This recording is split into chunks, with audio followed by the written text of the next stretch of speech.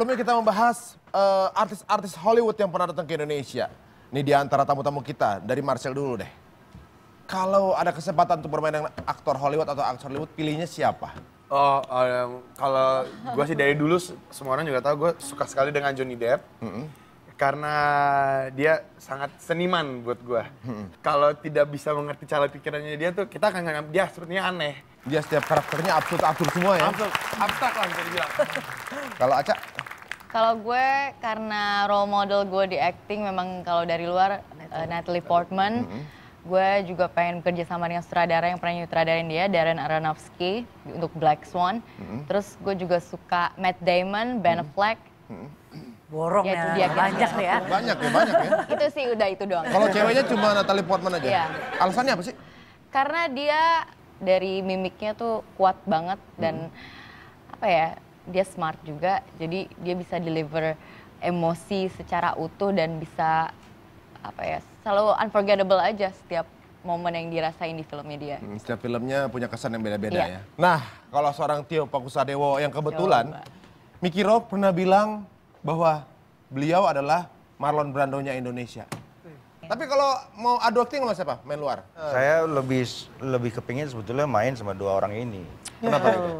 Iya, ini dua-dua orang berbakat. Sama Aca main berapa film ya, tapi nggak pernah satu frame.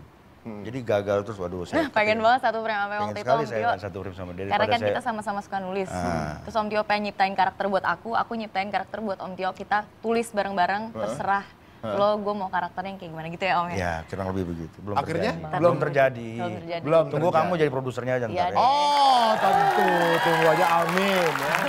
Sekarang ini kita melihat bahwa film-film luar itu budgetnya luar biasa. Orang-orang Hollywood itu kadang juga melihat film Indonesia tuh ajaib. Karena dengan budget minim tapi mampu membuat karya yang luar biasa. Kita akan informasikan film-film Indonesia dengan budget-budget mahal. Apa aja kira-kira? Silakan Esti. Ada film Sugia. Film Garin Nugroho ini menghabiskan dana sekitar 12 miliar dan memanfaatkan pemain hingga 2.775 orang.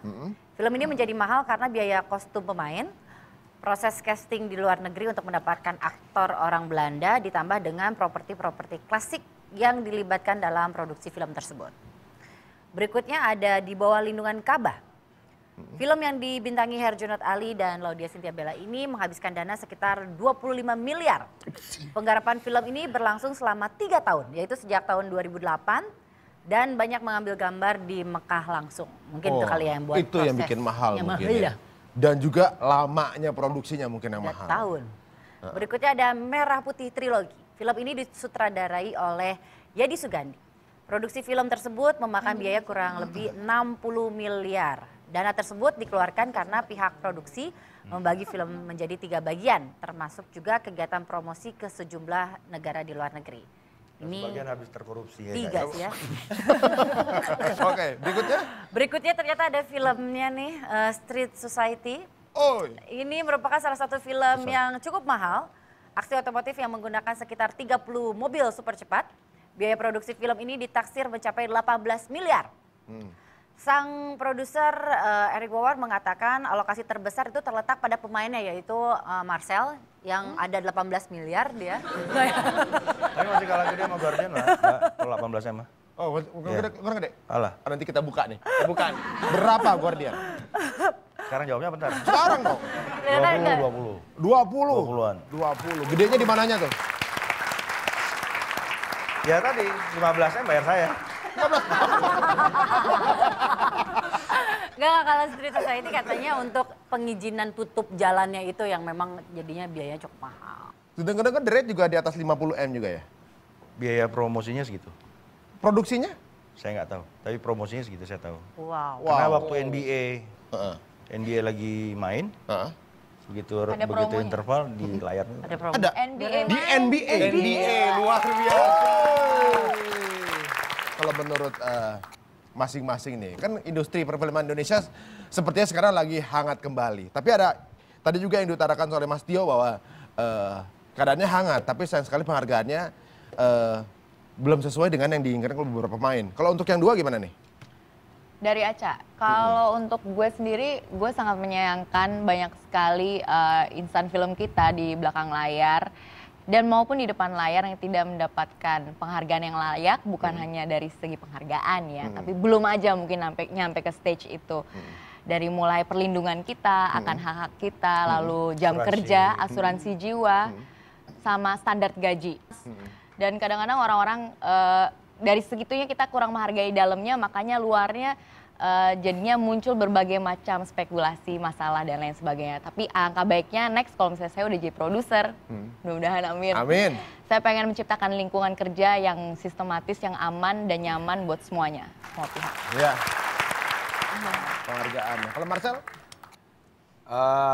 Lebih ke film kali ya. Untuk sekarang film-film di Indonesia lagi berkembang, ingin mengeksplor bahwa Indonesia tuh sebenarnya punya berbagai macam budaya, berbagai macam tempat yang bisa dipakai untuk lokasi syuting istilahnya.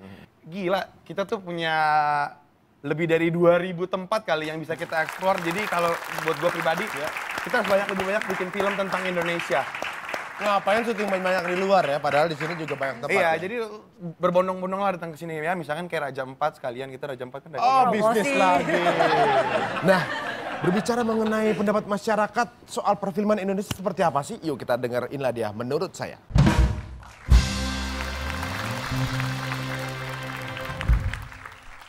Gua film di Indonesia sekarang ini masih kayak apa ya, istilahnya kurang bermutu karena kebanyakan untuk film horornya sendiri terutama itu dia lebih utamain dari sisi sensualitasnya, kurang untuk kualitas, untuk message-nya sendiri tuh nggak nyampe untuk horornya itu sendiri. Industri film di Indonesia tuh masih kurang bagus ya, terutama di genre-genre yang horor itu tuh terlalu banyak inilah adegan dewasanya, buat apa, nggak penting gitu kan. Terus ada juga sih yang bagus, cuman itu biasanya film-film yang diadaptasi dari novel gitu.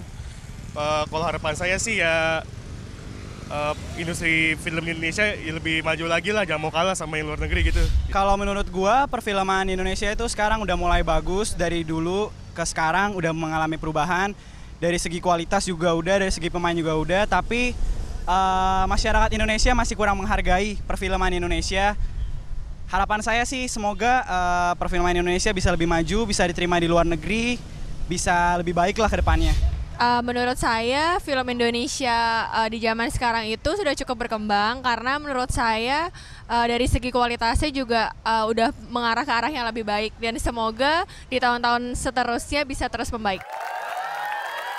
Itu dia pendapat masyarakat, kira-kira ada juga nggak film budaya yang mungkin sampai sekarang mestinya mendapatkan peluang gitu? Budaya lata.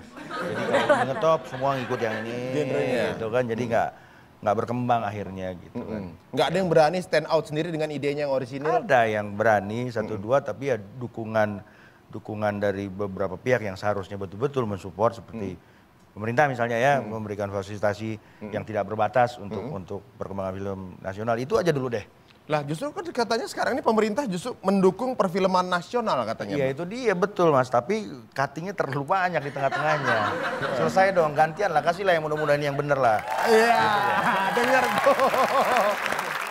Tapi emang kejujuran itu yang ditunggu-tunggu. Kalau nggak ada yang speak out mungkin akan terjadi terus-menerus ya. Iya. Mudah-mudahan harapan kedepannya semuanya akan lebih fair dan membuat pekerja seninya lebih semangat lagi untuk menghasilkan film-film Indonesia juga. Sekarang ini standarnya udah lebih dari segitu-segitu aja ya kan?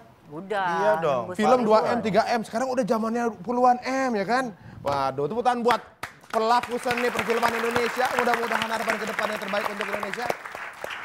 Oke, kata-kata dari masing-masing untuk perfilman Indonesia dan harapannya. Dari Marcel dulu boleh? Yang jelas sekarang kita sebagai warga Indonesia, kita sudah mempunyai keberuntungan yang sangat luar biasa.